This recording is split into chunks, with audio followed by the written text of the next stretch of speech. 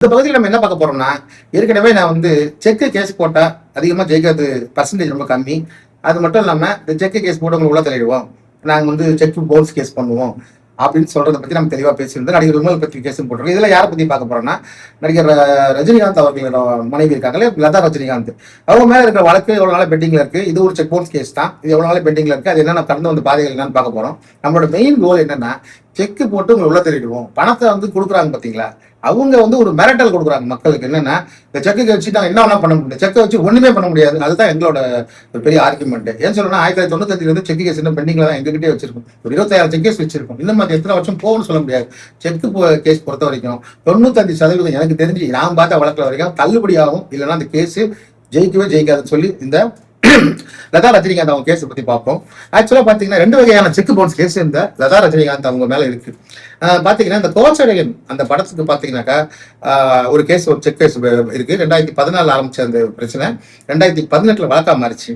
அதுல வந்து பாத்தீங்கன்னாக்கா இந்த ஆட் பீரோ அட்வர்டைசிங் பிரைவேட் லிமிடெட் அப்படின்னு போட்டு ஒரு 10 கோடி ரூபாய் வந்து கோச்சடையன் படத்துக்காக ஒரு டிஸ்ட்ரிபியூஷனுக்காகவோ ஏதோ போட்டு வாங்கியிருக்காங்க. அதுல வந்து இன்னொரு வழக்குல கேரக்டர் அவங்க கையெழுத்தும் போட்டிருக்காங்க. அதெல்லாம் கிரிமினல் எம்பி நம்பரும் கொடுத்துருக்கும் பாருங்க. சுப்ரீம் கோர்ட் வந்து criminal MP number 854/2018 arising with SLP criminal MP வந்து 4587/2016. 14 ஆரம்பிச்சது, 2016 எஸ்எல்பி. அதுக்கப்புறம் வந்து சுப்ரீம் கோர்ட் முறையிட்ட நிற்கிது. இப்போ பாத்தீங்கன்னாக்கா இந்த கேஸ், இந்த வழக்கை பொறுத்த வரைக்கும் கர்நாடகா பெங்களூரு சிட்டி சிவில் கோர்ட்ல ஆரம்பிச்சது. அதுக்கப்புறம் பார்த்தா கர்நாடகா ஹைகோர்ட் அதை ஸ்குவாஷ் பண்றாங்க. அப்புறம் சுப்ரீம் கோர்ட்டுக்கு அந்த ஆட் மீடியா போறாங்க. நான் இதெல்லாம் சொல்லிட்டு உங்களுக்கு வந்து ஃபேக்ட்ஸ் சொல்லணும் இல்லையா?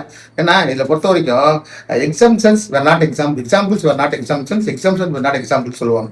அதாவது வந்து விதிவிலக்குகள் உதாரணங்கள் அல்ல. இது விதிவிலக்கு, இது உதாரணம் சொல்ல முடியாது தான். இருந்தாலும் வச்சுங்களேன், இன்னைக்கு நடக்கிறது அப்படிதாங்க இருக்கு. இப்போ செக்கு கேஸ் போட்டாக்கா உடனே ஒரு இமீடி கிடைக்கிறது இல்லை. அதனாலதான் நான் வந்து இந்த 1881 இந்த செக்கு நெகோட்டியபிள் இன்ஸ்ட்ருமெண்ட்ஸ் ஆக்ட் சட்டம் வந்து அது ஒரு தேவையில்லாத சட்டம். டிஜிட்டல் இந்தியாவுக்கு அது தேவையில்லாத நிறைய பிரச்சனைகள் வழிவகுக்குது. இந்த ஒரு ஃபோர்ஜரிக்கு வழிவகுக்குது. இன்னைக்கு டிஜிட்டல் இந்தியாவில் ஆர்டிஜிஎஸ், அதே போல வந்து நெஃப்ட் டிரான்சாக்ஷன், யூபிஐ எல்லாமே இருக்கும்போது செக்குன்றது ஒரு எக்ஸ்ட்ரா பேர்டன் மாதிரி இருக்குது. இந்த நாளே எக்கச்சக்கமான கிரிமினல் வழக்குகள் தேங்கிட்டு இருக்கு. அதனால இந்தியாவோட டிஜிட்டல் இந்தியாவோட இந்த காலகட்டத்தில் இந்த செக்கு கேஸ், அந்த வழக்கு, அந்த செக்ஷன், அது மட்டும் இல்லாம அதை மாற்றி அமைக்கக்கூடிய காலகட்டத்தில் நம்ம இருக்கிறோம். இந்த நேரத்தில் வந்து இந்த செக்கெல்லாம் எழுதி கொடுத்துக்கிட்டு அதை பவுன்ஸ் பண்ணி அதை போட்டு கேஸ் நடத்திக்கிட்டு பாருங்க, சுப்ரீம் கோர்ட் வரைக்கும் தேவையில்லாத வேலை. இதே எலக்ட்ரானிக் ஃபண்ட் டிரான்ஸ்ஃபர் தான் ஒண்ணுமே பண்ண முடியாது, அசைக்க முடியாத ஆதாரம் இருக்கும். இப்போ இதில் எவ்வளவோ ஆர்குமெண்ட்ஸ், இதை லதா ரஜினிகாந்த் எப்படியா தப்பிச்சு வராங்கன்றதுக்கு சொல்ல பாருங்க. இப்போ இந்த மீடியா நிறுவனமும் வந்து இவங்க மேல வந்து செக்கு வழக்க தொடர்ந்து இருக்கு. ஆக்சுவலா வந்து கர்நாடகா ஹைகோர்ட் இதை பாஸ் பண்ணிடுறாங்க. பட் இவங்க சுப்ரீம் கோர்ட்டுக்கு போறாங்க. ஆனா இதே வழக்கு பாத்தீங்கன்னாக்கா இங்க 2026 ஜனவரி மாசம் வந்து இங்க மெட்ராஸ் ஹைகோர்ட்ல தீர்ப்பு கொடுக்குறாங்க. திருமதி லதா ரஜினிகாந்த் அவர்கள் 2.52 கோடி வந்து செலுத்த வேண்டும், இல்லை என்றால் சிறை தண்டனை உறுதி என்று உத்தரவு வந்து மெட்ராஸ் ஹைகோர்ட் கொடுத்திருக்காங்க. இதுல பாத்தீங்கன்னாக்கா எஸ்எல்பி நம்பர் வந்து சிசி நம்பர் ஃபர்ஸ்ட் சிசிஎல்னு சொல்றான். இது வந்து கேஸ் கேலண்டர் நம்பர் ஃபர்ஸ்ட் ஆரம்பிக்கிறது வந்து 8355/2021 அண்ட் தென் வந்து எஸ்எல்பி வந்து பாத்தீங்கன்னா 4587/2016. தென் கிரிமினல் அப்பீல் நம்பர் வந்து 84854/2018. இது புரியும்படி சொல்றேன். ஆக்சுவலா செக்கை பவுன்ஸ் பண்ணி கேஸ் போடுறாங்க இந்த மீடியா போட்டுட்டு, அதுக்கப்புறம் அதுக்கு வந்து உங்களுக்கு தண்டனை ஆகுது. அதை எதிர்த்து அப்பீல் போறாங்க. அப்பீல் வந்து ஸ்குவாஷ் ஆகுது. அதுக்கப்புறம் சுப்ரீம் கோர்ட் போறாங்க. இப்போ இந்த காலகட்டத்தில் எவ்வளவு நாள் ஆயிடுச்சு மட்டும் பார்க்கணும். 2014 தான் வந்து இந்த ஒரு ஃபர்ஸ்ட் இந்த அக்ரிமெண்ட், இந்த செக். இந்த 2014 இருந்து இன்னைக்கு வரைக்கும் காலகட்டத்தில் லதா ரஜினிகாந்த் அவர்கள் கடந்து வந்த வருடங்கள் எத்தனை? 2014 இருந்து 2026 ஏறக்கூடிய 12 வருடங்கள். இதுல வந்து ரொம்ப சுருக்கமா விஷயம் சொல்லிட்டு அதுக்கப்புறம் நான் பிரீஃபா சொல்றேன். இதை பொறுத்த வரைக்கும் கோச்சடையன் இந்த திரைப்படம் வெளியீடு நிதி மற்றும் டிஸ்ட்ரிபியூஷன் தகராறு தொடக்கம் வந்து 2014. அதுலதான் வழக்கு வந்து ஒரு காஸ் ஆஃப் ஆக்ஷன் வந்து வழக்கு ஒன்று ஆரம்பிக்குது. அதுக்கப்புறம் லதா ரஜினிகாந்த் வந்து பெங்களூர் சிட்டி சிவில் கோர்ட்ல வந்து மீடியா கேக் ஆர்டரோட இன்ஜெக்ஷன் ஆர்டர் வாங்குறாங்க. அதாவது சிவில் சூட் இன்ஜெக்ஷன் ஆர்டர் வந்து தள்ளுபடி ஆகுது.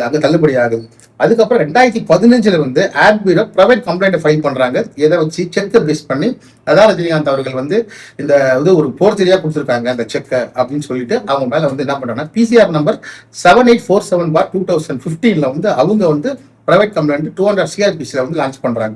அதுக்கப்புறம் இதை பேஸ் பண்ணி வந்து கிரைம் நம்பர் வந்து 217/2015, அதாவது ஹாலசர்கேட் போலீஸ் ஸ்டேஷன் பெங்களூர்ல இந்த கேஸை எஃப்ஐஆர் வந்து போலீஸ் பதிவு பண்ணது லதா ரஜினிகாந்த் அவர்கள் மேல.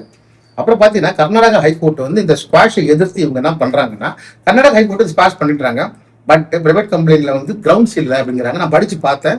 அது இந்த கிரவுண்ட்ஸ் வந்து இருக்கா இல்லையான்றது வந்து சுப்ரீம் கோர்ட் உறுதிப்படுத்தி இந்த கேஸை ட்ரையல் நடத்துங்கன்னு சொல்லிட்டு எஸ்எல்பி போறாங்க.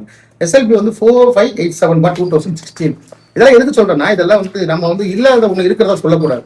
அதுக்கப்புறம் மேஜிஸ்ட்ரேட் கால்குலேஷன்ஸ் வருது, அதாவது இது குற்றவியல் நடவடிக்கை எடுக்கலாம்னு சொல்லிட்டு. அதுக்கப்புறம் பாத்தீங்கன்னாக்கா லதா ரஜினிகாந்த் திருப்பி உங்களுக்கு ஸ்பாஷ் பெட்டிஷன் போடுறாங்க, திருப்பி ஹை கோர்ட்டுக்கு வருது, திருப்பி வந்து சுப்ரீம் கோர்ட்டுக்கு போய் இந்த குற்றச்சாட்டுகள் பண்ணி இன்னைக்கு ட்ரையல் நடந்துட்டு இருக்குது.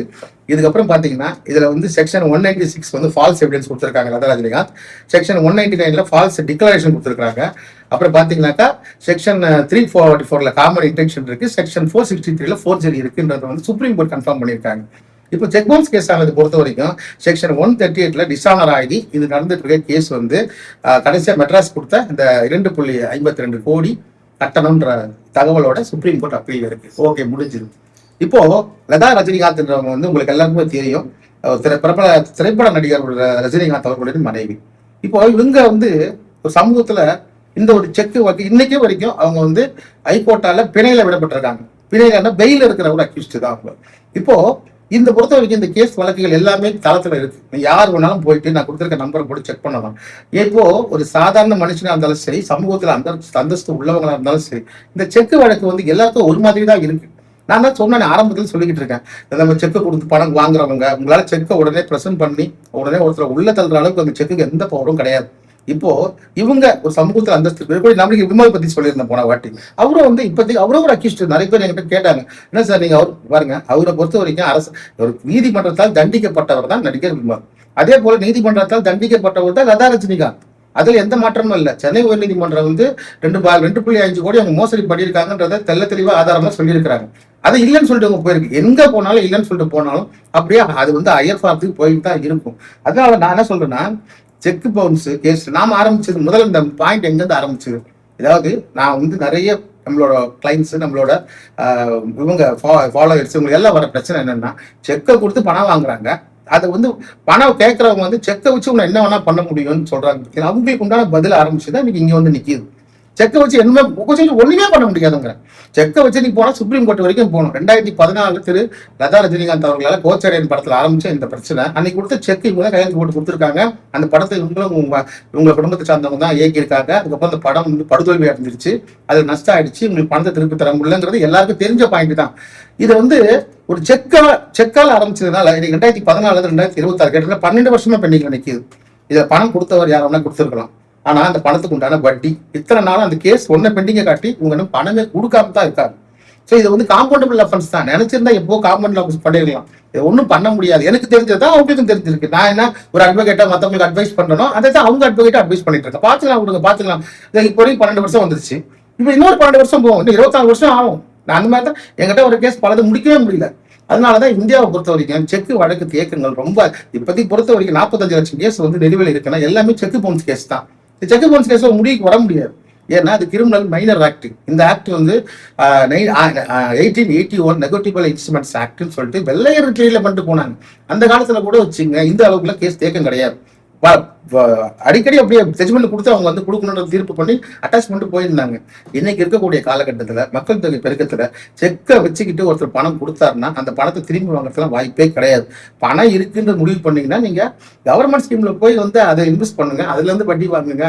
பொதுமக்கள் கிட்ட பணத்தை கொடுத்துட்டு செக்கை கொடுத்துட்டு பணம் வாங்குறது, அது செக்கை வந்து முறைகேடா பவுன்ஸ் பண்ணி இவங்க வாங்காத பணத்துக்கு இப்ப எனக்கு தெரிஞ்சு இங்க செக் பவுன்ஸ் பண்ணி இந்த பணத்தை வந்து கந்து வட்டி கொடுக்குறவங்க வட்டி கொடுக்குறவங்க எல்லாருமே நியாயமான முறையில் எதுவுமே பண்றது இல்லை. இப்ப கூட சமீபத்துல கிளைண்ட் ஒருத்தர் வந்து கேரளால அப்படிதான் அவர் எல்லா கடத்தையும் கொடுத்து முடிச்சுட்டாரு. இருந்தாலும் செக்கை திருப்பி கொடுக்காம திருப்பி போயிட்டு ஒரு 15 லட்சத்துக்கு பவுன்ஸ் பண்ணி கேஸ் போட்டிருக்காங்க. இதெல்லாம் ஒருத்தரோட பேராசை தான். பேராசை பெருநஷ்டம். அதுல வந்து எந்த விதமான மாற்றமும் இல்லை, இதில் மாற்று கருத்தே இல்லை. எப்போ வந்து செக்கை வாங்கி நீ வச்சுக்கிட்டு நீ பணம் கொடுக்குறிய அப்பவே வந்து உங்ககிட்ட பேராசை பூந்துருச்சுன்னு அர்த்தம்.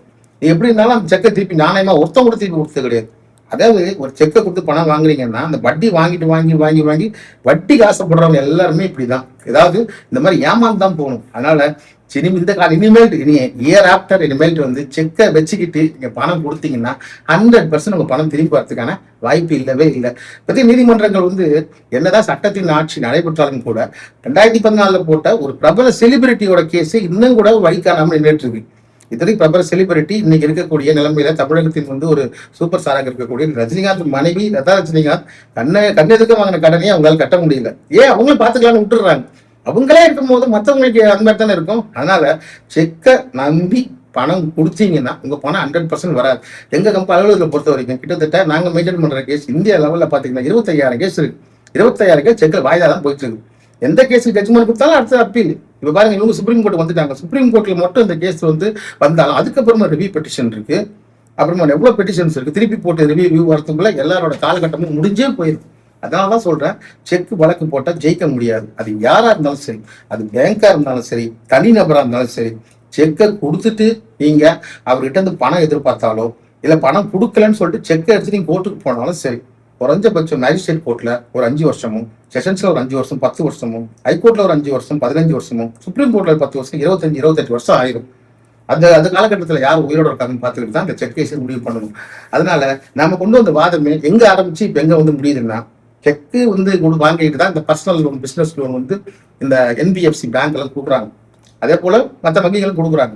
அதே மாதிரி இசிஎஸ்சி இதெல்லாம் கொடுக்குறாங்க. இவங்களால எந்த காலகட்டத்திலையும் செக்கை ஒன்று போட்டு தான் நீங்க வாங்கணும்னாக்கா அது நிச்சயமா உங்களால வாங்க முடியாது. அதே போல கந்து வட்டி கூடுறவங்க, வட்டி கூடுறவங்க என்ன பண்றாங்க, ஒரு டாக்குமெண்ட்ல சைன் வாங்கிக்கிறாங்க வித் பேப்பர்ல. அதே போல செக்கு பிளாங்கா வாங்கிக்கிறாங்க, 2-3 செக்கை வாங்கி வச்சுக்கிறாங்க, அதுல கையெழுத்து போட்டு வச்சுக்கிறாங்க. இவங்க இஷ்டம் போல ஃபில்அப் பண்ணி செக்கை பவுன்ஸ் பண்ணி அவங்க மேல கேஸ் போடணும்னு சொல்லி பயமுத்துறது, இல்ல கேஸே போட்டுறது. அப்படியே கேஸ் போட்டாலும் உங்களால ஒரு ரூபா கூட வாங்க முடியாதுன்னு சொல்லி முடிச்சுக்கிறேன். அடுத்த ஒரு பிரபலமான ஒரு நடிகரோட செக்கு கேஸை பத்தி அடுத்த பகுதியில பார்ப்போம்.